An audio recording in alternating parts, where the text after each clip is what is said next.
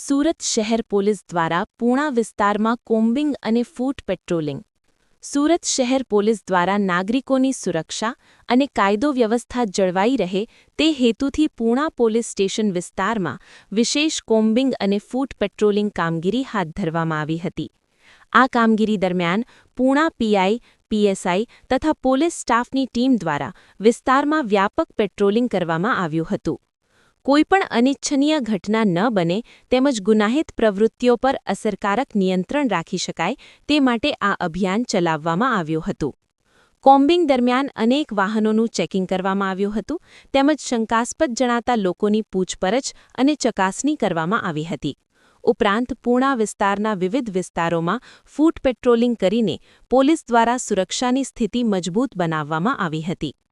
સુરત શહેર પોલીસ દ્વારા ભવિષ્યમાં પણ આવી કામગીરી નિયમિત રીતે ચાલુ રાખવામાં આવશે, જેથી નાગરિકોને સુરક્ષિત વાતાવરણ મળી રહે. રિપોર્ટર નૈતિક રેશમવાળા, સુરત.